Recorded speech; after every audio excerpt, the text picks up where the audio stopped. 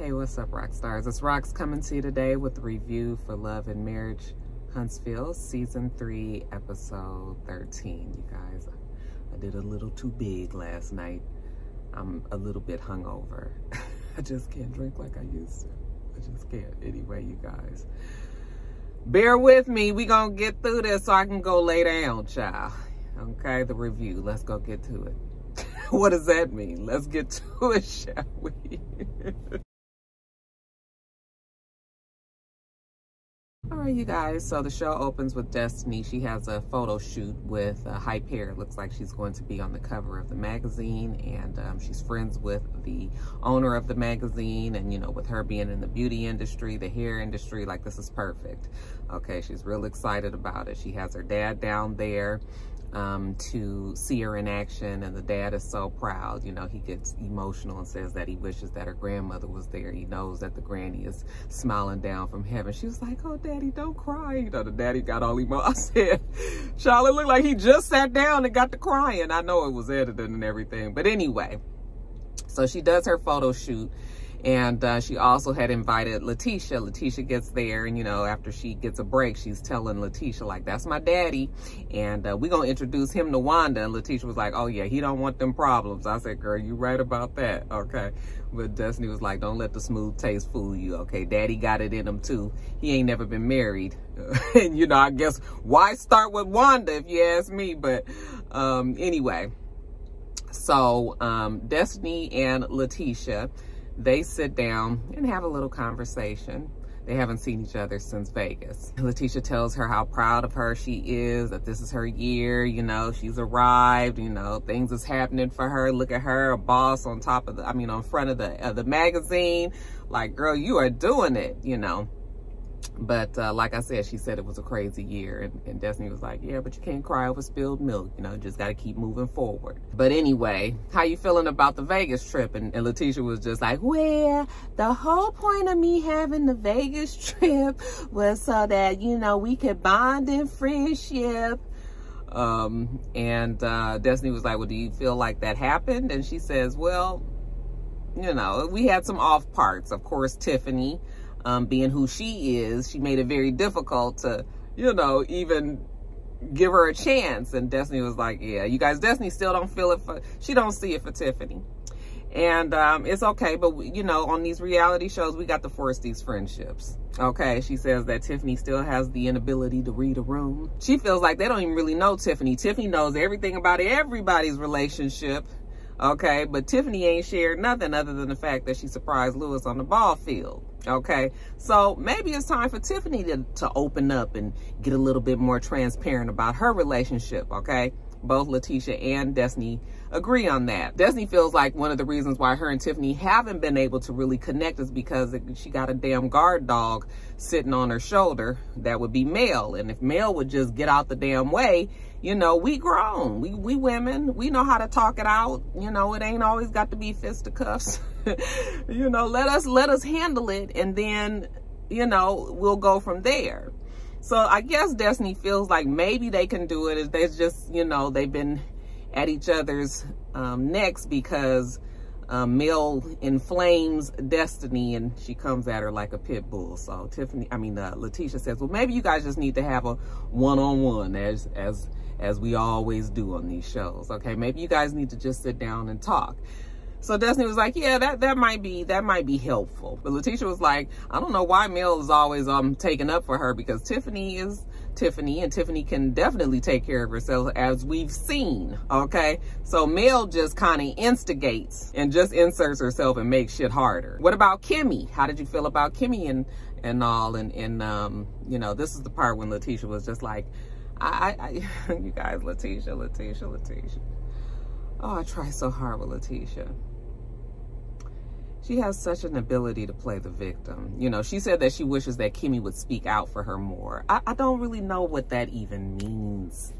What do you want Kimmy to do exactly? Okay, I just listened to that, and I was just like, oh, you guys, I'm trying. I am so trying with Letitia to be patient. She has many times when I'm cool with her, okay? And then she has just these other times when I'm just like, girl, you childish. You just, anyway. So she says that she feels like Kimmy doesn't speak up for her as much as she wishes she would. As far as the vow renewal, what you feel about that? And she was like, well, I was just over it, you know. I was over it. I guess she really wanted it to happen, but it wasn't really happening. And then, you know, it just got to be bigger and bigger mess while she was there. You know, she says Marceau just doesn't get it. He gonna work himself to death. Okay, that whole depression thing, you know, that took her by surprise. He just doesn't get it. He's never gonna get it. And Destiny was like, he'll get it when he's forced to get it. Okay, if you put your foot down. But Letitia's not in a, I don't even think she's in a position to put her foot down. I don't even think she knows how to do that. And I don't really see how Marceau would bend. I think that Marceau is not going to bend because, you know, I'm not saying that it's impossible for people to change, but what I'm saying is you have to want to change. You have to feel it inside of you. You know, it's some work that you have to do. And if you don't want to do it and you don't see anything wrong with the way that you do things, you don't want to change, guess what? You're not going to change. Y'all, I ain't got to be almost fucking 51 years old to let you know that people, certain things are hardwired. And maybe it might get to the point where Letitia has to move on, you know? But Marceau is really the only one that's going to be able to fix it. And just listening to him speak, he has no intentions of doing that. Like, Marceau is like, you gonna take me as I am, or just have nothing at all. Shout out to Mary J. Blige, okay? Letitia says that she's moved on from it. So, I mean, I was just like, I mean, I guess. Now, later on, we see that Destiny and Tiffany, they finally do have that one-on-one, okay? When Tiffany walked in there and the way Destiny was looking, I had a feeling this might not go. I was just like, this got a 50-50 chance, and really more like a 75-25 chance of, you know, turning out favorable for both sides. Tiffany walks in, you know, they give each other a hug. Hey girl, you know, hey, good to see you. All of that. We get the pleasantries out the way, and then we get right to it. Destiny wants her to be transparent, okay? As Casper, the friendly ghost, she said. So, you know, she thanks Tiffany for coming, and Tiffany said, I really had to think about it, you know, because, you know, we really haven't had like really good, you know, when we've gotten together in the past, it's been really bad. And I was just like, you know, so Destiny was just like, well, you know, I'm just going to tell you that you have, you know, you kind of have a smart mouth and you can be shady. And Tiffany was like, well, see, I don't think it's a smart mouth. All right. She says, well, you like to poke the bear. Like, I say something, you continue on, you poke at me, you know, and basically people blow up when you do shit like that. And she can be sarcastic as well, because she was like, well, let me just open your eyes to something. And Destiny was like, oh God, here we go. Okay, it's fixing to swing the wrong way. So Tiffany says, you know, just think about it. I'm the new girl in the group. I'm coming around to some friends that have been established for a long time, and I'm trying to get to know everybody. You know, put yourself in my shoes. You were once the new girl in the group. And Destiny was like, okay, I can put myself in your pink pumps. They go down to her pink shoes. I was just like, oh. You know, when I was the new girl in the group, I didn't come in here talking shit about people's family, people's marriages, people's kids, people, you know, I didn't do any of that. So yeah, I can't say that I did the same thing that you did. And she was just like, oh, and everybody loved you right away. Well, we won't say that either. Destiny was like, I'm not perfect. I'm not claiming to be perfect. But what I'm saying is, I didn't come in here with the shit that you came in here with. Tiffany says that she's misunderstood so many times. And I was like, that's not true. Tiffany knows exactly what Tiffany's doing. Tiffany's not being misunderstood. You can't hide behind that curtain of misunderstanding, okay? You do shit, and then you act all shocked when somebody confronts you. Well, that's not what I said. That's not what I meant. So, miss me with that, Miss Tiffany. Destiny says, well, I'm misunderstood a lot too, but what I'm saying is maybe you could be more open with the things that have happened in your life. You know, what's your dirt? Okay? And Tiffany was like, well, I've had a lot of dirt in my life. You know, like, I wasn't born Tiffany. That's not really my name. I said, girl, come on, tell us what the story is. So she goes on to tell us her name was Jamie Lynn. I was about to call her Jamie Lynn Spears. Jamie Lynn Payne. She was adopted when she was younger because she was born into a family where, I mean, I guess the mom was white and she had a biracial baby. She had a mixed baby. Couldn't do that. I guess this is probably in the country somewhere. So she gave the child up for adoption. She was adopted by a biracial family. She had no idea that she was even adopted. Evidently her mother, her adopted mother, confided in a neighbor told her that she actually was adopted. And the neighbor, when now, well, I guess Jamie back then was, no, she would have been Tiffany at that time. When Tiffany was like 19, the neighbor told her that she was adopted, which, you know what, I'd have whooped that damn neighbor's ass. And y'all know I can't fight, but I'd have been trying to fight her, because whose business is that? Why would you know? So anyway, I'm sure that put the girl into a whole bunch of tailspin. She said a lot of shit happened, trauma. She ended up getting pregnant, you know, high school, you know, ended up being with the guy, the baby father, but then she had the love of her life, her high school sweetheart, and he just died recently. So it's a whole bunch.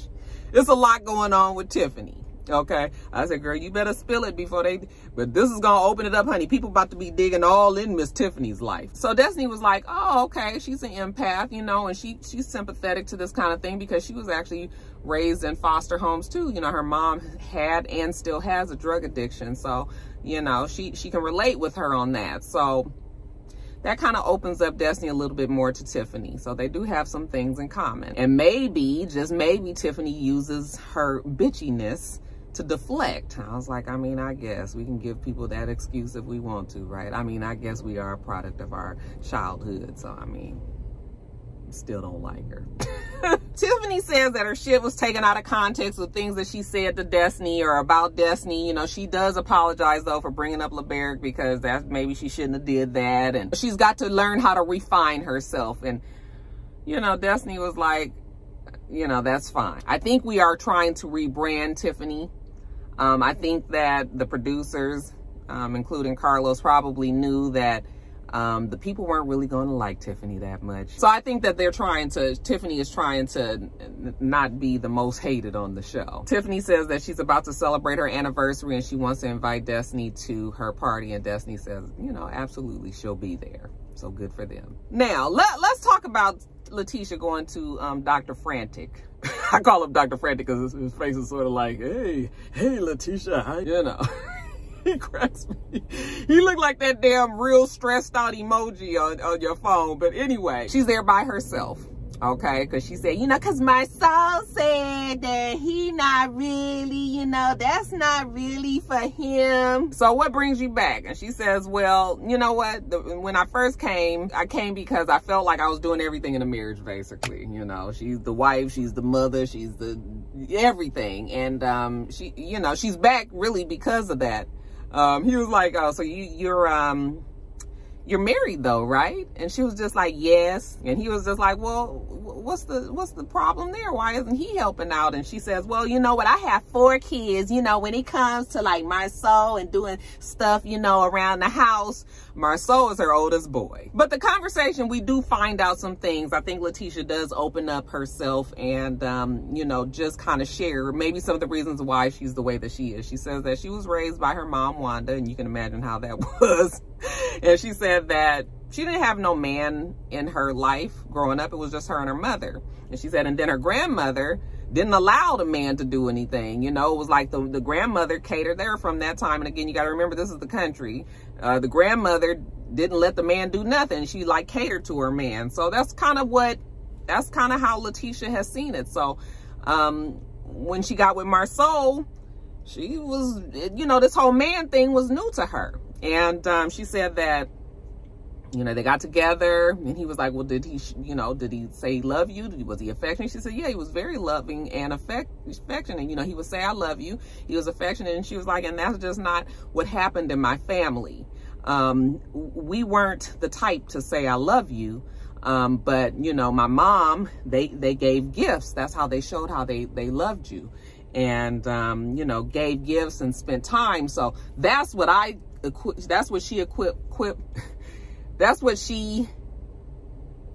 not equivalates, right? What the fuck is the word? That's what she believes love is in gifts. And she says that Marceau feels like her love for material things is an issue.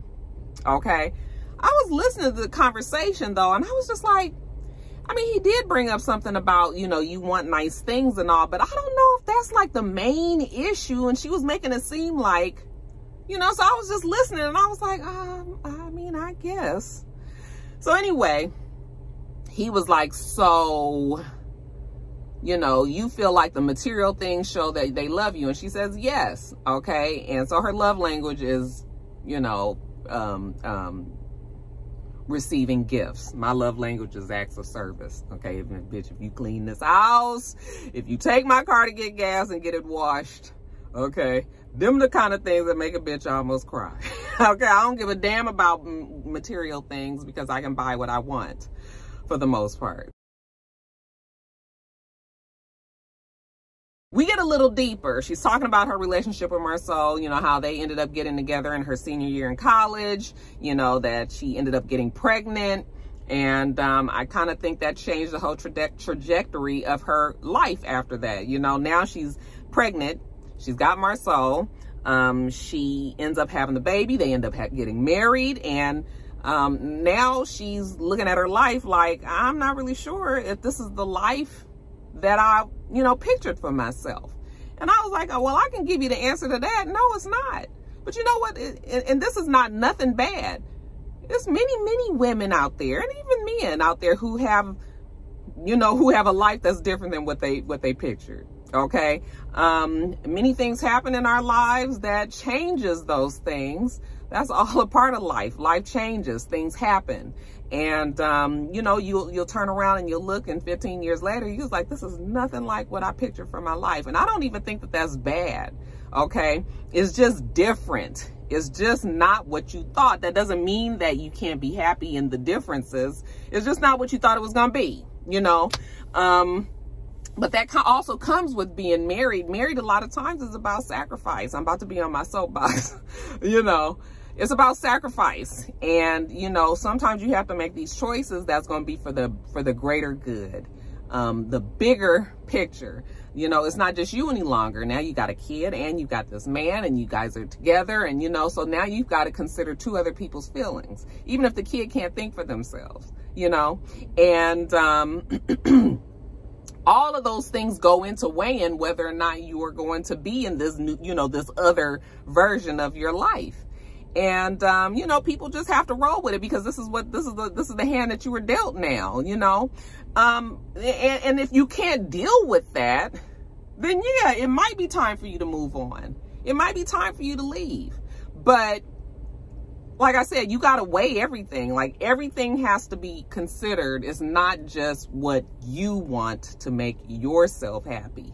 Okay. It really has to be everybody involved. You give everybody different weight.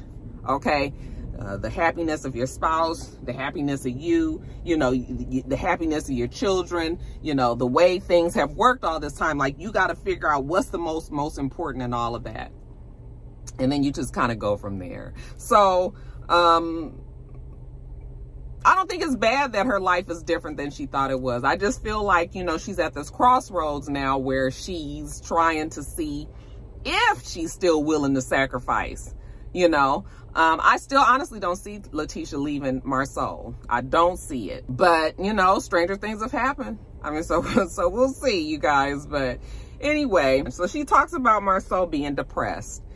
And he was just like, well, what is he depressed about? And she says, well, you know, I thought that it was because he was working so hard, but he told me, you know, that I need to listen more. And Dr. Frantic was like, what? He said, what? So is he depressed? He's saying that you the reason that he's depressed? And she was like, he says that that's part of it. So that's when they got into the whole conversation about the whole gifts and things. I gave it to you guys out of order. But basically this whole conversation is really more about what Letitia feels is going to make her the happiest. Okay. And whether or not she's going to get that out of Marceau. Dr. Frantic was like, this is really just about Letitia now. We ain't even really talking about him no more. Now, when they were in Vegas, she tells him how she wanted to do the vow renewal and he didn't want to do it. And, you know, because he felt like it was a joke. Again, she's not quite giving the clear picture here. And I was getting more and more annoyed with this conversation because that's not exactly what Marceau said. you know. And so he was just like, oh, he thinks it's a joke to express his love, you know. And she was just like, well, she wanted him, she said, because there'd be so much going on and so many rumors and all, she just felt like she needed him to express his love for her in public. That's just something that she needed. She says that, you know, the saying is, where there's smoke, there's fire. And Marceau doesn't address it. He just feels like that she should know him and she should trust him. That's when Dr. Frantic was just like, well, why do you feel the need that you need to defend him? Like, well, I mean, why is it? So we're going to get deeper and deeper with Letitia. I mean, maybe this is going to be the season that Letitia comes out of this dumb kind of stupor that she seems to be in, you know, that makes it so hard for me to really like Letitia, because I still cannot figure out if Letitia knows better or if she is genuinely not the smartest. She has moments when she does seem that she knows better. And so I can't figure out if she is like this just for the show, or, you know, if there's a mixture of the two. Like, it's just a whole bunch, you guys. So I'm just like, I'm tired of Letitia.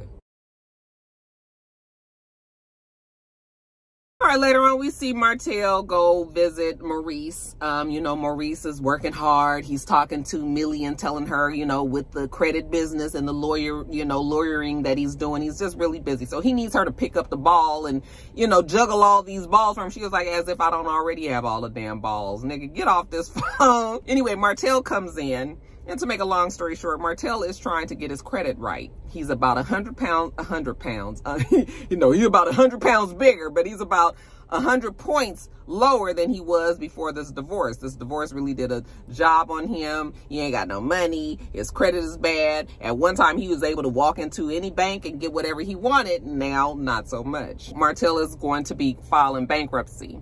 And the whole thing with Martell is, you know, he wants bankruptcy to happen quick. And it don't happen quick like that. You know, Maurice was like, this is going to take some time. I mean, you know, everything is going to get stopped. You know, that real estate shit that you do, that's going to be on hold. And he was like, well, how long? He said about 2 years. You know, the bankruptcy is going to hold up a lot of things. And Martell was just like, oh, no, I ain't got that kind of time. Like, I need to, you know, this got to go faster than that. And Maurice was just like, slow your roll. Okay. Like I said, it's going to be a lot involved here trying to get you back, you know, back right. It don't happen overnight. But Maurice says, you know, he cares about Martell as a person. And, you know, that conversation that they had about depression, you know, it opened his eyes to many things. And, you know, maybe he's going through some stuff and, you know, maybe he needs therapy as well. And I was just like, Maurice, yes, I mean, therapy is never bad for anybody. But what I'm saying is your wife been telling you all this shit. This is the thing about being a wife, okay? Child, we can tell our husbands something for 100 times. I mean, just telling them over and over and over, honey. It's like in one ear, out the other. Oh, let one of their homeboys say something, though. Then it's like they come telling you like you ain't been telling them the same shit for fucking... I was just like, Kimmy been saying all this stuff to you. All of a sudden, your eyes is open. How much more open can his eyes be? You know, they're always like this anyway. I was just like, child, you ain't gonna do it today, okay? But he tells him, you know, maybe they need to go to therapy. You know, Martell included. And Martell was just like, yeah, I mean, therapy ain't bad for nobody. I'm gonna tell you what. You find you a therapist and you go to him and you let me know how you like him. And then, you know, we'll see if I make it to the old therapist as well. So, but I was just like, that Maurice act like all that they was talking about was something new. Child, they don't be listening to us. Husbands do not listen to their wives.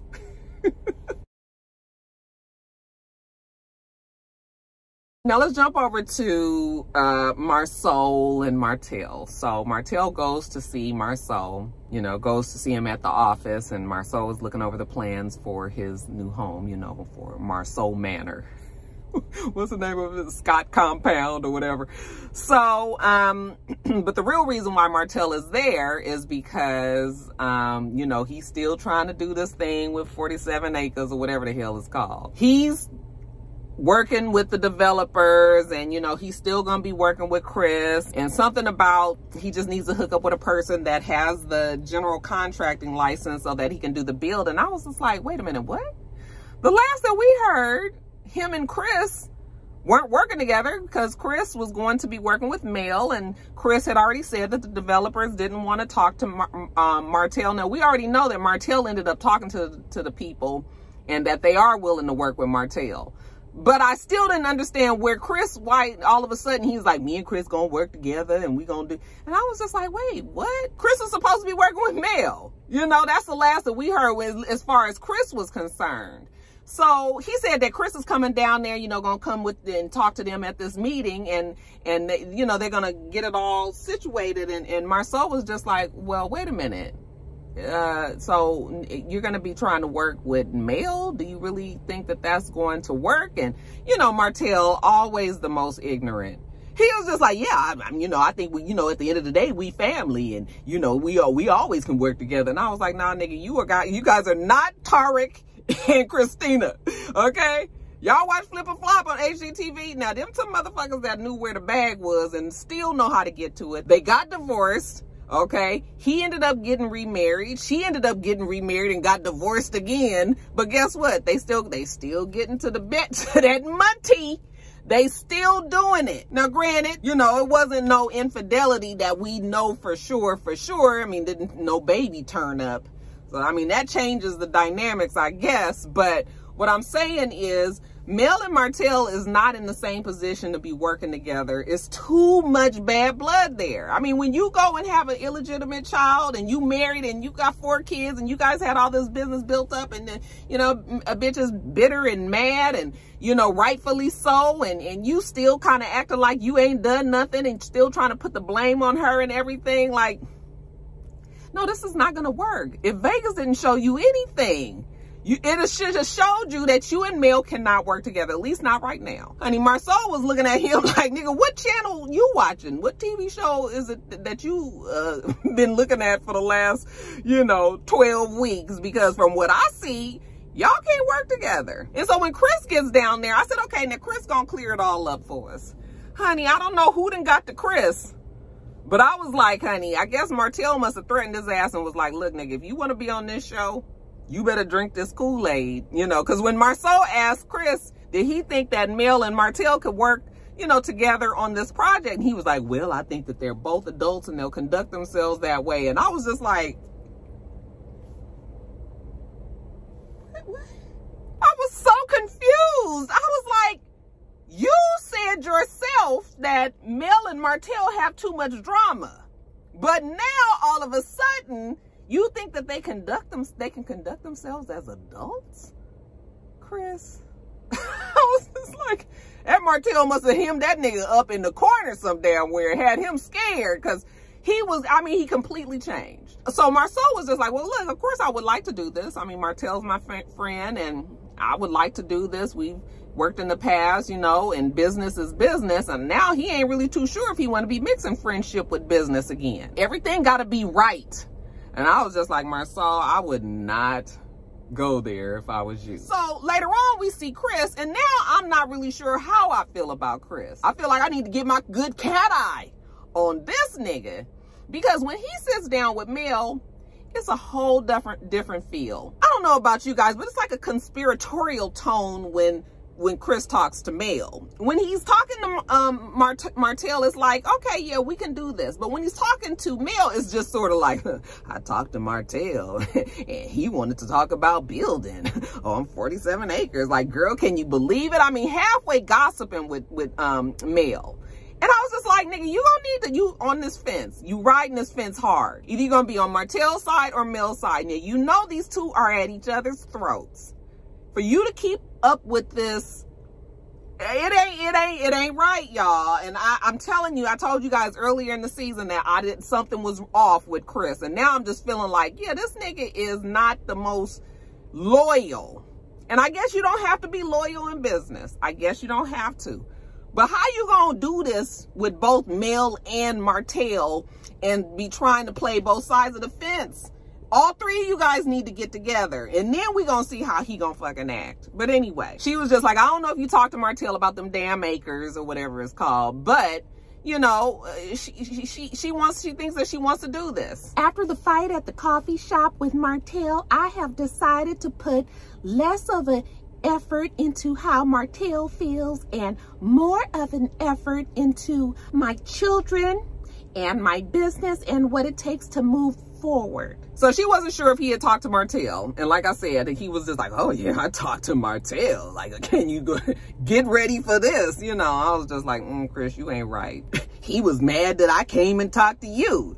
And she was just like, oh, like me and you weren't friends as well? Oh, Lord, everybody do something to Martell. Chris's whole thing is the client is the one who had asked about Mel. And Mel was just like, listen, he ain't got no say in my career. She got to worry about her business, her money, you know, the roof over her kid's head, all of that. I can't worry about no grown-ass man. So Chris was like, okay, well, you know, are you going to do the just 2 or 3 lots? I mean, or do you want to do all 45? And she was just like, well, you know, I'm not just doing 2 or 3 lots. And then he gets to telling her how he went to a meeting and Marceau and Martell was there. And I feel like Chris is clear that he really wants to work with Mel. I feel like maybe Martell forced his hand. He was like, so, you know, Martell is going to be doing the multifamily part with Marceau. And she was just like, oh, is he really? Is that what he's doing? Oh, so you want to vouch for somebody who you just forged your friendship with again instead of the woman that you was married with and you had your children with? Honey, I ain't never seen a snake. I didn't know I was married to one for so many years, but you live and you learn. She was just like, he is intentionally trying to cut my pockets. Okay, and she not here for that because damn it, she got to feed her kids, and here he is taking food out her kids' mouth, and I was like, well, Mel, the kids are his too. So I mean, the money will go probably to feeding your kids. Still, your kids will still eat. I mean, but we understand what you're saying, semantics, right? But Mel was just like, he is clearly undermining me. You know, Martell always tries to make it be about some sort of competition, but I am only in competition with myself. Let me tell you something, Chris. I am not backing down. I'm here to play. And I have a lot of money backing me if I have to be able to play. It's called playing chess, not checkers. And Chris was just sitting over there on the other side with a smirk on his face. And I was just like, that Chris is a bitch, you guys. I'm sorry. You guys, a lot of you guys like Chris. I don't trust that nigga.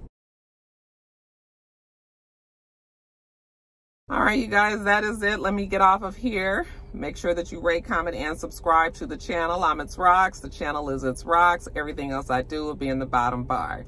All right. So I hope that you have a wonderful, wonderful rest of your day, and I plan on doing the same. Till next time, rock stars. Bye.